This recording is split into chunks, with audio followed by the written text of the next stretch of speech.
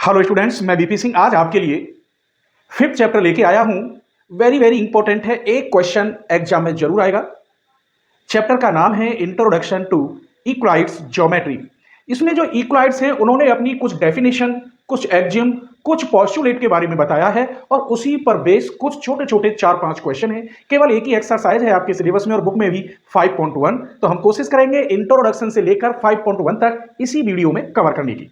आइए तो कुछ छोटी छोटी डेफिनेशन है जो इक्वाइड से, जिन्हें फादर ऑफ ज्योमेट्री भी कहा जाता है, उन्होंने कौन कौन सी छोटी छोटी बातें बताई, आज उसी पर हम डिस्कस करेंगे। देखिए, ये है introduction to Euclid geometry. Important point है इक्वाइड डेफिनेशन। जैसे वन पॉइंट है, वन पॉइंट में इन्होंने कहा कि कोई एक पॉइंट है, उसके कोई पार्ट नहीं हो सकते, बस ये कहा है a point is that which has no part. ये अगर पॉइंट है तो इसमें कोई पार्ट नहीं होंगे। ये नहीं है कि इसमें से अलग पार्ट काट के अलग अलग कर दे, आधा पॉइंट कर दे, ऐसा नहीं होगा, पॉइंट एक ही होता है। दूसरा इन्होंने कहा कि ए लाइन इज ब्रीथलेस लेंथ। कोई भी लाइन अगर लेते हैं आप, जैसे ये लाइन लेता हूं, लाइन सेगमेंट ले लीजिए ए और बी, इसकी कोई ब्रीथ नहीं होती है, सिर्फ क्या होती है, ये लाइन होती है। इसे आप लाइन से डिनोटेड करेंगे, ब्रीथ से नहीं। तो सिर्फ क्या होती है, ये लाइन होती है। यही इस 2 पॉइंट में कहा गया है।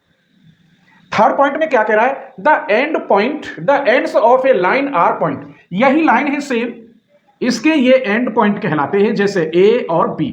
तो ये क्या है, दोनों ए और बी एंड पॉइंट हैं लाइन के। कैसे हैं, एंड पॉइंट से। तो ये छोटी छोटी बातें बता रहे हैं। आइए हम अब थर्ड हो गया, फोर्थ को देखते हैं।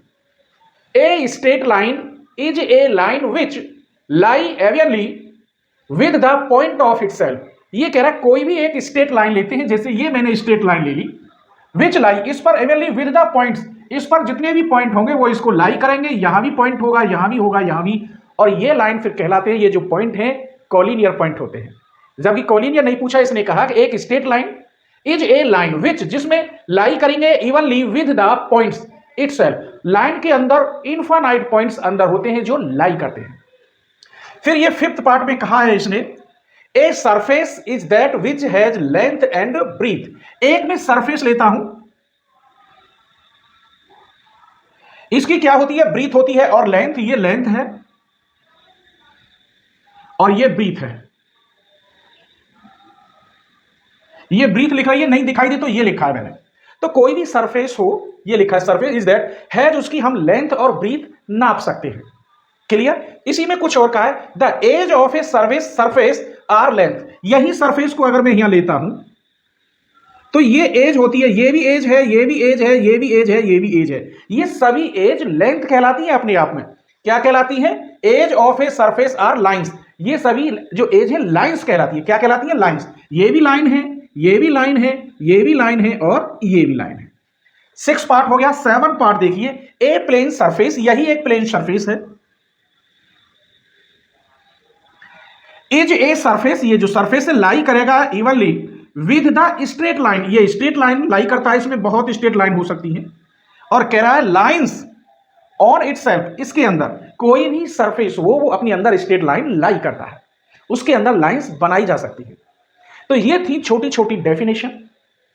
आइए अब मैं बताता हूं इसके कुछ एक्जिम और कुछ इसके पॉस्टुलेट हैं। तो पॉस्टुलेट भी आप बुक से देख सकते हैं। मैं कुछ ही बात बताऊंगा क्योंकि ये चैप्टर में से एक छोटा सा क्वेश्चन आता है बस। ये कह रहा है थिंग्स विच आर इक्वल, दो थिंग्स हैं जो इक्वल हैं। The same things are equal, और भी सेम थिंग्स हैं, अलग से वो इक्वल है। तो टू अनदर, क्या वो आपस में इक्वल होंगे, कैसे। मैंने ये कहा यदि ए इक्वल बी और बी इक्वल सी, ये आपस में इक्वल है और ये आपस में इक्वल है। जब A equal B, B equal C, तो ए इक्वल सी होगा। ये इन्होंने कहा है इस एक्जिम के अंदर। क्लियर। आइए अब दूसरा देखते हैं। If equal are added to equals, दो इक्वल्स लेते हैं, जैसे ये 5 ले लिया, ये भी 5, इन दोनों में इक्वल ऐड करेंगे। यहां पर 2 प्लस कर दो और यहां पर भी 2 प्लस, तो आंसर यहां पर भी 7 आता है और यहां पर भी 7। इसी बात को ये कह रहे थे। अब लेते हैं third part, equal are subtract करेंगे फ्रॉम इक्वल्स। अब इक्वल्स लेते हैं, 5 इक्वल 5, सबट्रैक्ट इसमें से 2, इसमें से भी 2, तो इक्वल ही आएगा। यहां भी 3 आएगा और यहां पर भी 3 आएगा। ऐसा इसमें कहा गया है। फोर्थ देखिए, things which coincide which another to equal to one another. इसका मतलब है कि दो एनवलप लें, एक एनवलप के ऊपर दूसरा एनवलप रख दें, तो जो नीचे वाला एनवलप है वो दिखाई नहीं देगा, तो वो क्या कहलाते हैं? कॉन्साइड कहलाते हैं। सपोज करिए एक स्क्वायर है और इसी लेंथ, लंबाई चौड़ाई का सेम लेंथ होंगी दोनों की स्क्वायर है, दूसरा स्क्वायर भी इसी के ऊपर रख देंगे, तो अंदर वाला स्क्वायर आपको दिखाई नहीं देगा जब सेम लेंथ होंगी, तो उसे हम क्या कहते हैं? कॉन्साइड कहते हैं। ऐसा इन्होंने कहा है। ये देखिए 5 part, whole is greater than the part. इधर देखिए यहां मैं एक रेक्टेंगल लेता हूं और ये रेक्टेंगल का एक पार्ट है, ये वाला पार्ट, तो होल इस पार्ट से बड़ा है। हमेशा होल में से कोई छोटा सा, एक रोटी का एक टुकड़ा निकालेंगे, होल रोटी में से एक टुकड़ा, तो टुकड़ा एक पार्ट है तो वो छोटा ही होगा, इसीलिए whole is greater than the part. तो ये वाला जो पार्ट है इससे बड़ा होगा, ऐसा इसमें कहा गया है। 6 देखिए, things which are double of the same things are equal to another. अगर मैं कहता हूं दो थिंग्स हैं, ये ए और ये बी, ये दोनों इक्वल हैं, अगर इन दोनों को डबल कर दिया जाए तो भी ये आपस में कैसी होंगी?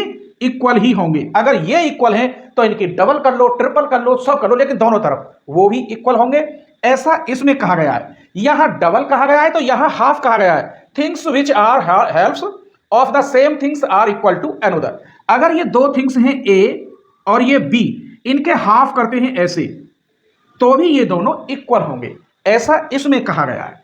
तो ये छोटे छोटे थे पोस्टुलेट, आप बुक से देख लेना, कुछ नहीं है, एक क्वेश्चन है तो मैं वहां बताऊंगा, क्लियर। और पोस्टुलेट जैसे ही क्वेश्चन नंबर 1 के 5-4 टॉपिक हैं वो वही कंप्लीट हो जाएंगे। आप इसका स्क्रीनशॉट ले लीजिए, एक्सरसाइज 5.1 के ऑल क्वेश्चन देंगे, ले लीजिए।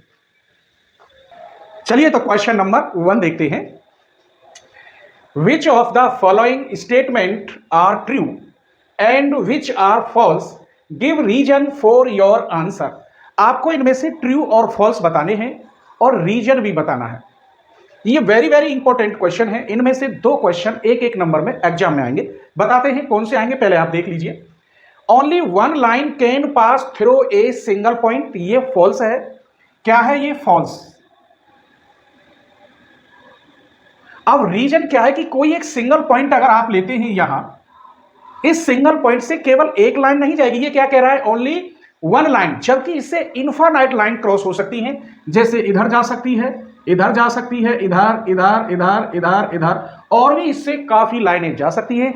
इसका मतलब ये फॉल्स है। एग्जाम में ये फॉल्स नहीं आएगा, ये आएगा आपके लिए सिंगल पॉइंट सही है या इनफाइनाइट। ये आएगा only 1 line can B pass through a single point. तो इसमें आएगा कितनी लाइनें आपसे सिंगल पॉइंट पर खींची जा सकती हैं, क्लियर। सेकंड क्वेश्चन देखिए, there are infinite number of lines which passes through distinct 2 point. ये पोस्टुलेट एक्जिम है सेकंड।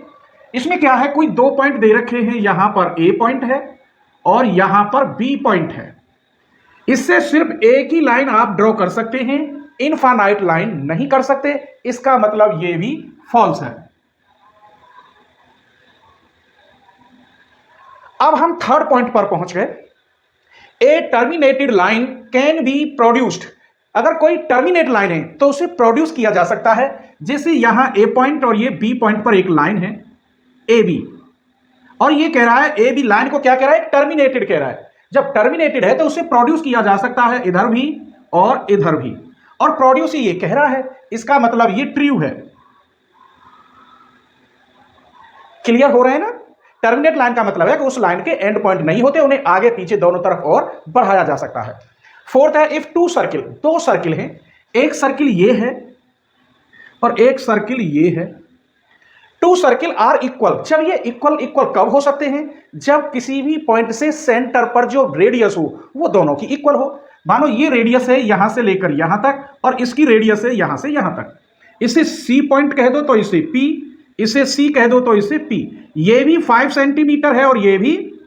जब दोनों की रेडियस सेम है तभी तो दोनों सर्किल सेम है। अब क्वेश्चन देखते हैं, if 2 circle are equal, 2 circle equal है, लेकिन कब? Then their radius are equal. ये बात सही है, ट्रू है। और जब रेडियस इक्वल है तो सर्किल दोनों इक्वल होंगे। इफ फिगर मैंने लाइन बनाई नहीं है, मैं यही लाइन कह रहा हूं। ये सीधी लाइन ले रहे हैं, ये ए बी है और ये है पी क्यू, इसी के बराबर पी क्यू लेते हैं और ये लाइन लेते हैं एक्स वाई, अब इसने कहा A B equal P Q है, मतलब ये लाइन इसके बराबर है, इसका मतलब ये दोनों सेम लाइन हुई। फिर इसने कहा पी क्यू एक्स वाई के बराबर है, देखो ये इसके इक्वल है, इसका मतलब ये तीनों लाइन सेम लेंथ रखती है। तो आप दावे के साथ कह सकते हो कि जो ये ए बी लाइन है ये एक्स वाई के इक्वल है, इसका मतलब ये भी ट्रू है। तो ये क्वेश्चन इसमें एक आपको ये सर्किल वाला वेरी वेरी इंपॉर्टेंट है और एक ये फर्स्ट वाला इंपॉर्टेंट है। अभी एक क्वेश्चन और बताएंगे जो एग्जाम में आएगा इंपॉर्टेंट, उसे भी देखते हैं। चलिए अब क्वेश्चन नंबर 2 में भी लेते हैं। उसमें कुछ ऐसी बातें बताई हैं जैसे पैरेलल लाइंस कब होती हैं, दो लाइन आपस में परपेंडिकुलर कब होते हैं, सर्किल की रेडियस कैसे है, ये सभी छोटी छोटी बातें अभी हम देखते हैं। आइए, ये कह रहा है गिव ए डेफिनेशन, एक डेफिनेशन भी लिखनी है और डेफिनेशन में बहुत छोटी सिंपल लिखूंगा, केवल 3-4 वर्ड में आपकी डेफिनेशन कंप्लीट हो जाएगी। देखिए, give a definition for each of the following term, जो टर्म नीचे दे रखे मैंने लिखे नहीं है, साथ के साथ बताऊंगा। Are there other term that need to be defined first, what are they and how might you define them, और तुम उन्हें कैसे डिफाइन करोगे। जैसे पहला टॉपिक इसने दिया है, इसमें 4 टॉपिक हैं। ये कह रहा है पैरेलल लाइन।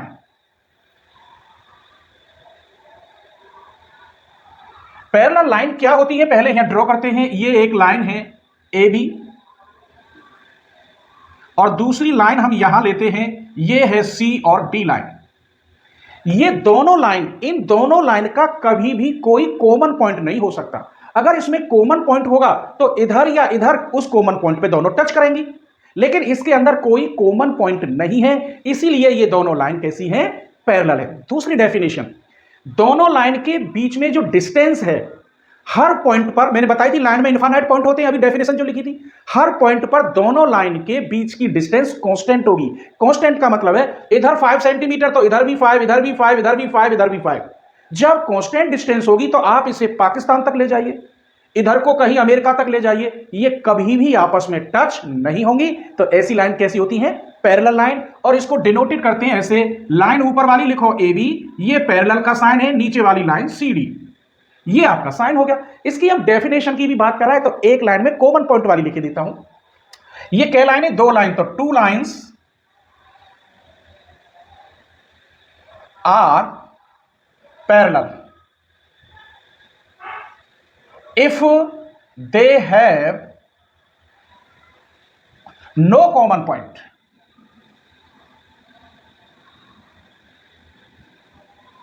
बस ये 2 लाइन पैरेलल कब होंगी, सिर्फ इसकी डेफिनेशन क्या है, they have no common point. ये दोनों लाइन कभी भी कोई कॉमन पॉइंट नहीं रखती अपने पास, तो ऐसी लाइन क्या होंगी, पैरेलल लाइंस। या दोनों लाइंस के बीच की सेम डिस्टेंस मिलेगी, जब सेम सेम आ गई तो उसे हम कांस्टेंट कह देते हैं। ठीक है, आइए सेकंड डेफिनेशन बता रहा है, यहां सेकंड पार्ट लेते हैं। परपेंडिकुलर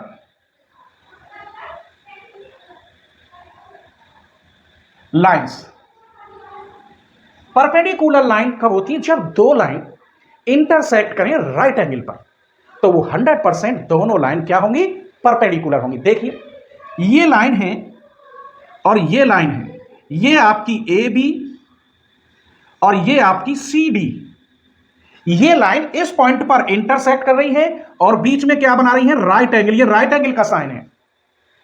तो यहां पर जो ए बी लाइन है वो परपेंडिकुलर है किस पर, सी डी पर। अगर मैं इसे पलट देता हूं ऐसे, ये लाइन आपकी सी डी और ये बी ए, ये लाइन मैंने पलट दी, यो खड़ी कर दी, तो ये क्या है, ए बी लाइन पर अब सी डी परपेंडिकुलर है और दोनों ही एंगल कैसे बनाते हैं, राइट एंगल। सिंपल वे में 2 लाइंस इंटरसेक्ट कट करें, 2 लाइन इंटरसेक्ट करें किस पर, राइट एंगल पर, तो ऐसी लाइन क्या होती है, आपस में परपेंडिकुलर होती हैं। मजा आ रहा है ना। देखिए, इसकी डेफिनेशन लिखे देते हैं, 2 lines are perpendicular, lines are perpendicular if they intersect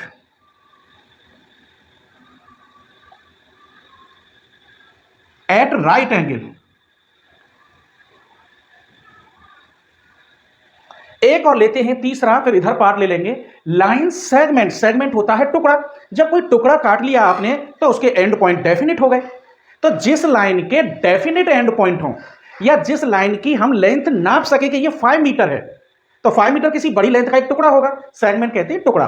तो लाइन सेगमेंट की डेफिनेशन क्या है कि जो एंड पॉइंट है वो कैसे हो, डेफिनेट हो। देखिए ये है लाइन सेगमेंट, कहां है, थर्ड नंबर, लाइन सेगमेंट। ये मैंने ले लिया, ये एंड पॉइंट डेफिनेट है, यहां से आगे प्रोड्यूस नहीं हो सकते, ये ए है और ये बी है, ये दोनों डेफिनेट पॉइंट है।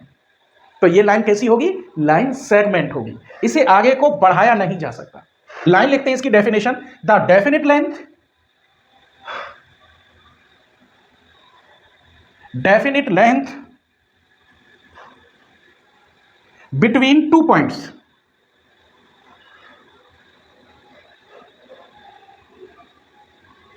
is called line segment। तो कैसी लेंथ है इसकी, डेफिनेट लेंथ है, बिटवीन टू पॉइंट, डेफिनेट है, इसे बढ़ाया नहीं जा सकता। जैसे इसकी 5 सेंटीमीटर है तो 5 ही रहेगी, इसे आगे पीछे बढ़ा नहीं सकते। मजा आ रहा हो तो प्लीज लाइक कर दीजिए, आप अपने एक फ्रेंड को शेयर कर दीजिए, और चैनल को सब्सक्राइब करना बहुत जरूरी है, क्योंकि अभी मेरे सब्सक्राइबर बहुत कम हैं। और नेक्स्ट वीडियो किस टॉपिक पर चाहते हैं, एक प्यारा सा कमेंट करना, और मैं हर कमेंट का जवाब देता हूं, स्क्रीनशॉट ले लीजिए। तो चलिए फोर्थ पार्ट कह रहा है रेडियस ऑफ सर्किल। एक सर्किल बनाते हैं और उसी में आपको हम रेडियस बता देंगे। ये मैंने एक सर्किल ले लिया और यहां ये सेंटर है और पी एनी पॉइंट है, ये सी सेंटर है, तो ये जो सीपी है ये रेडियस है सर्किल की। डेफिनेशन अगर मेरी जैसी लिखी तो डायग्राम बनाएंगे, क्योंकि मैं यही लिख रहा हूं ऐसे, CP is a radius of circle.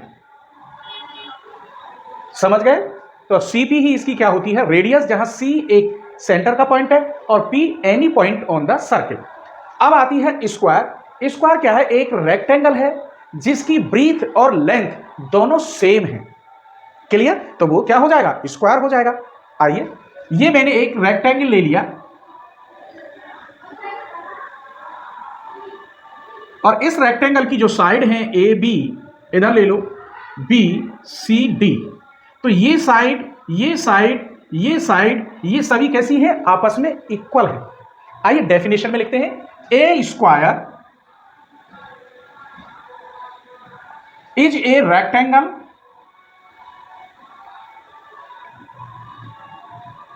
Rectangle having same length and breadth. तो ये 5 टॉपिक क्वेश्चन नंबर 2 में थे। अब क्वेश्चन 3 में पोस्टुलेट दिए हैं और मैंने बताया नहीं है, यही समझा दूंगा। आ जाइए, consider 2 postulate given below. First है, given any 2 distinct point A and B. यहां एक पॉइंट है ए और यहां पर एक पॉइंट है बी, जो दोनों पॉइंट से एक लाइन ड्रॉ की जा सकती है। ये कह रहा है, given any 2 distinct point A and B, there exist a third point C which is in between A and B. तो यहां मैंने एक सी पॉइंट ले लिया जो इस पर है। इसका मतलब हमको ये पता है, एक लाइन पर इनफाइनाइट पॉइंट होते हैं, लेकिन 2 पॉइंटों से एक ही लाइन ड्रॉ की जा सकती है जिस लाइन पर इनफाइनाइट पॉइंट होते हैं। तो ये तीनों एक ही पॉइंट पर हैं। ऐसा एग्जिम में कहा गया था, पोस्टुलेट में नहीं कहा गया। आइए आगे देखते हैं। सेकंड इसने क्या कहा है, there exist at least 3 point that are not on the same line. यहां भी 3 पॉइंट हैं लेकिन सेम लाइन पर नहीं है, जबकि यहां क्या थे, सेम लाइन पर थे। आइए, एक पॉइंट मैंने ले लिया ये ए, एक पॉइंट ले लिया बी और सी मैंने यहां ले लिया। तो ये पॉइंट कहां है, सी लाइन से अलग है। Do these postulate contain any undefined term. क्या ये पोस्टुलेट अनडिफाइंड टर्म रखता है? यस। क्यों? क्योंकि हमें जो ये पॉइंट दे रखे हैं इनकी कोई वैल्यू नहीं है। जब कोई वैल्यू नहीं दे रखी तो इसे मैं डिफाइन कैसे कर दूंगा? तो ये अनडिफाइंड है। फिर कह रहा है, आर दीज पोस्टुलेट कंसिस्टेंट। हाँ, क्योंकि ये डिफरेंट पोजीशन में है, 2 पोजीशन में, 2 डिफरेंट पोजीशन में है अलग अलग, ऐसी कंडीशन में ये कंसिस्टेंट हो सकते हैं। तीसरी, do they follow from Euclid postulate. ये इक्वलाइड पोस्टुलेट को फॉलो नहीं करते हैं, जबकि एक्जिम को फॉलो करते हैं। एक्जिम में कहा गया था कि 2 डिफरेंट पॉइंट से 1 लाइन पास हो सकती है।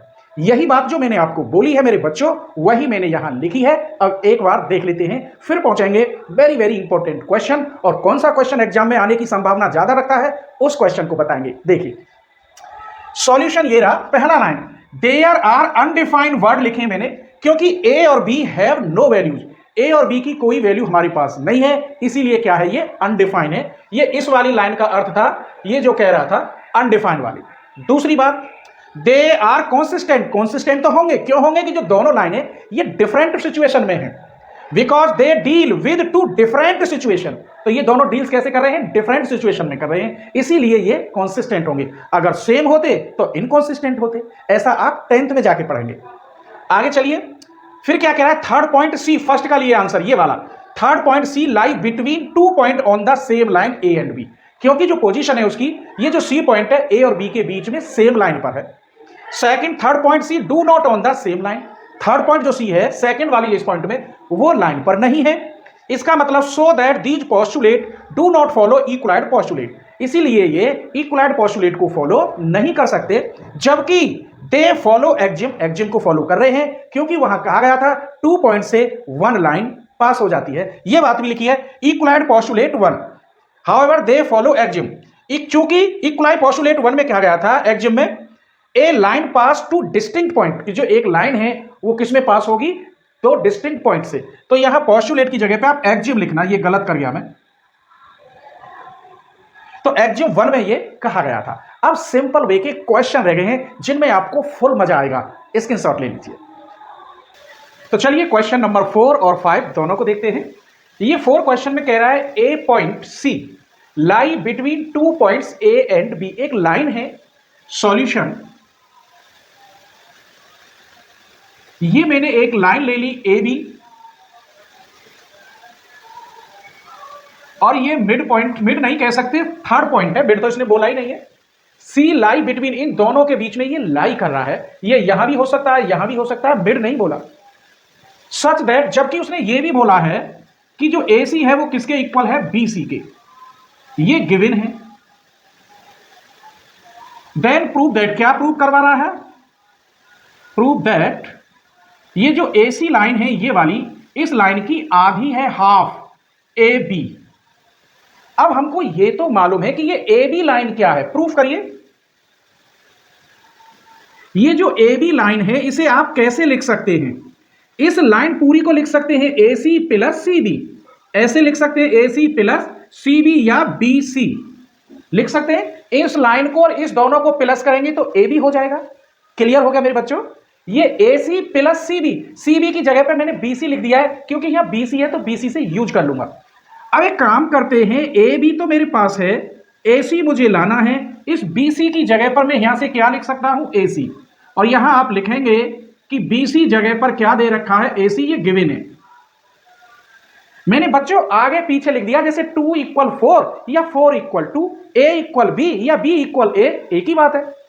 अब मैं इन दोनों को सेम ही तो प्लस कर सकता हूं, ए सी 2 ए सी, दोनों और 2 की डिवाइड कर दीजिए, तो ए बी अपॉन 2 और यहां 2 ए सी अपॉन 2, ये तो कट गया, तो A B upon 2 equal to क्या आया, ए सी, या इसे ऐसे लिख सकते हैं इक्वल 1/2 ए बी, यही आपका प्रूफ था, ए C equal 1/2 A B. Clear हो गया होगा। इसी क्वेश्चन में सी को कहा है कि सी एक मिड पॉइंट है।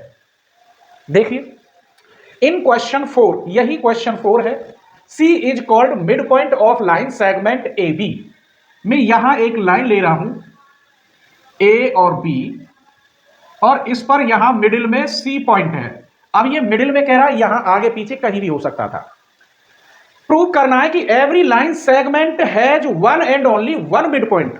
ये प्रूव करके दिखाना है कि कोई भी लाइन ले लीजिए उसका एक ही मिड पॉइंट होता है, दो नहीं होते। तो हम दो लेके चलेंगे और दिखाएंगे वास्तव में वो दो नहीं एक ही है।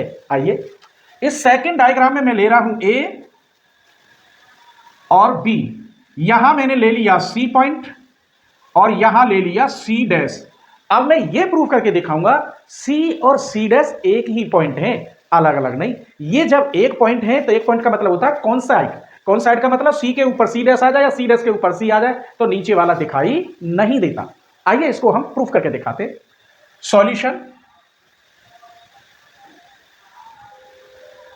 मान लीजिए दोनों सी और सी डैश मिड पॉइंट है ए बी लाइन के, तो यही बात लिख रहा हूं, let C and C dash be two mid point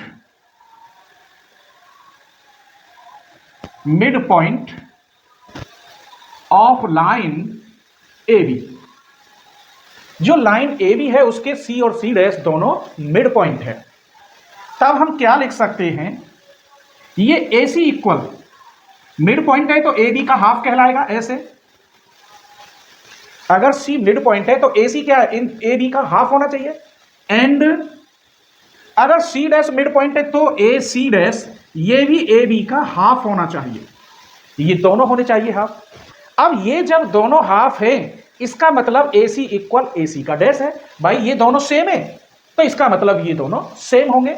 यहां फर्स्ट नंबर डाल दीजिए, यहां सेकंड लिख दीजिए, बाई फर्स्ट एंड सेकंड से ए C equal A C dash.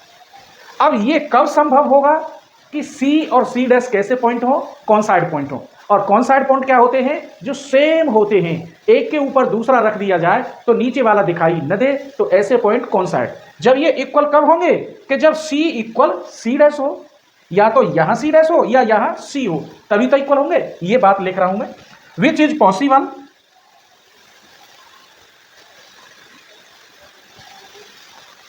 Possible when C and C dash are coincide. Coincide का मतलब है कि अगर ये एक सर्किल है तो इसके ऊपर इतना ही बड़ा एक और सर्किल आ जाए सेम इसी के ऊपर, तो जब सेम इसी के ऊपर आएगा तो एक ही माना जाएगा। तो ये कब होगा, जब सी और सी डैश कैसे हो, कौन साइड हो। इसका मतलब दिस इंप्लाइज पॉइंट सी ये लाई करेगा ऑन सी डैश को। जब सी पॉइंट सी डैश को लाई करेगा यानी दोनों एक ही पॉइंट होंगे, तो हम कह सकते हैं hence every line segment has one and only one point. Clear. ये कब पॉसिबल होगा मेरे बच्चों, सी और सी डैश इक्वल हो, तभी तो ए सी बराबर ए सी लिख सकता हूं या ए सी डैश बराबर ए सी डैश। और ये कब पॉसिबल है, जब ये कोइंसाइड हो। क्लियर। तो मैं लिख देता हूं हेंस, इसी वाली लाइन को लिख रहा हूं, every line segment has one and only one only one mid point. यहां लिखे देता हूं, दिखाई दे रहा होगा। तो ये दोनों क्वेश्चन इंपॉर्टेंट थे, लेकिन 6 क्वेश्चन वेरी वेरी इंपॉर्टेंट है फॉर दिस ईयर। स्क्रीनशॉट ले लीजिए। क्वेश्चन नंबर 6 देखिए, वेरी वेरी इंपॉर्टेंट क्वेश्चन है। In figure A C equal B D ये दे रखा है और प्रूफ करना है। ये गिवन क्या है, गिवन है ए सी इक्वल बी डी और प्रूव करना है ए बी, ये वाला ए बी इक्वल होगा सी डी के। आइए तो प्रूफ करते हैं। हमें ये प्रूफ करना है ए सी, ये जो ए सी है यहां से यहां तक का पार्ट ए सी इक्वल हम क्या लिख सकते हैं, ए सी इक्वल हम क्या लिख सकते हैं, A B plus B C. अब प्रूफ में चाहिए मुझे ए बी, तो इस बी सी को माइनस कर सकता हूं, A C minus B C equal to A B, इसकी जरूरत पड़ेगी। हमने दिखाया ए सी, अब हम कह रहे हैं बी डी इक्वल क्या लिख सकते हैं। ये इंपॉर्टेंट है, ढंग से देखना। आपने कहा सर ये ए सी कैसे लिया, ये वाला। अब मुझे R H S B D को मैं क्या लिख सकता हूं, इसी की तरह बी डी को लिख सकता हूं B C plus C D, B C plus C D. मुझे तो यह बी डी की जगह पर सी डी चाहिए, ये प्रूफ करना है। तो बी सी को माइनस ले आइए, B D minus B C equal to C D. ये बात दो मुझे जरूरत पड़ेगी। मैंने पहले ए सी को तोड़ा ऐसे और ऐसे लिख दिया, अब बी डी को मैंने ब्रेक किया ऐसे और इसे माइनस में ले आया बी सी को, तो ऐसे। हमारे पास क्या गिवन है, ए सी इक्वल बी डी। क्या इक्वल है, ए C equal B D. Now ए सी इक्वल बी डी, तो हमने एक डेफिनेशन बताई थी आज ही इस वीडियो में, equal are subtract from equals, वो वाली कंडीशन लिखते हैं। तो मैं यहां लिखे देता हूं, equals are subtract from equal. तो इक्वल्स तो है ही, इनसे इक्वल ही सब्ट्रैक्ट करना है। ये AC माइनस BC और यहां भी मैं सब्ट्रैक्ट कर रहा हूं BD माइनस BC। ये दोनों इक्वल थे और इनसे इक्वल ही मैंने सब्ट्रैक्ट किया। ये लाइन लिखनी होगी आपको जब इसे सब्ट्रैक्ट करेंगे। अगर नहीं मालूम हो तो सब्ट्रैक्ट BC बोथ साइड ऐसे लिख देंगे तो भी चलेगा। अब इसकी वैल्यू देखिए कहां लिख रही है, AC माइनस BC, AB है तो इसकी जगह पे लिख सकते हैं AB, और BD माइनस BC कहां लिख रही है, ये रही है CD है, BD माइनस BC क्या है, CD। यही आपको प्रूफ करना था। AC equal AB equal CD, AB equal CD। हमने कुछ नहीं किया, हमने क्या देखा, ये तो हमें गिवन दे रखा है, इसकी जरूरत पड़ेगी, ये प्रूफ करना है। तो पहले AB को ब्रेक कर लीजिए। तो AB को हम AC को कैसे लिख सकते हैं, AB प्लस BC। इस AC को, इस वाले टर्म को देखना जो गिवन है, AC को ऐसे ब्रेक कर लिया, मुझे जरूरत है इसकी तो AB है निकाल लिया। अब मुझे BD को ब्रेक करना है, ये कर लिया, जरूरत है CD की तो BC को इधर भेज दो, CD मिल गई और हमें AB मिल गई दोनों। अब हम इसी को लेंगे, गिवन AC इक्वल BD, फिर इक्वल तो है ही और सब्ट्रैक्ट भी इक्वल ही करेंगे। तो ये BC सेम इक्वल सब्ट्रैक्ट किया है, इसकी जगह पर AB देख लीजिए ये लिख रहा, इसकी जगह पर CD इस वाले टर्म की जगह पर ये लिख रहा। यही आपको प्रूफ करना था। क्वेश्चन 7 कभी एग्जाम में नहीं आया तो इसलिए नहीं करा रहा। 6 क्वेश्चन मैंने आपको कंप्लीट दे दिए विद इंट्रोडक्शन। उम्मीद करते हैं आज का लेक्चर आपको जरूर पसंद आया होगा और अपने एक फ्रेंड के लिए आप जरूर शेयर करेंगे, और सब्सक्राइब ना किया हो तो प्लीज सब्सक्राइब कर लीजिए। 10th क्लास की वीडियो भी आपको इसी तरह मिलती रहेंगी जब आप 10th में आएंगे, और 9th में आपको कंप्लीट सॉल्यूशन मिलेगा। और ये छोटा टॉपिक था, अब नेक्स्ट टॉपिक नेक्स्ट लेक्चर किस टॉपिक पर चाहते हैं उसके लिए आप छोटा सा कमेंट जरूर करना, स्क्रीनशॉट ले लीजिए।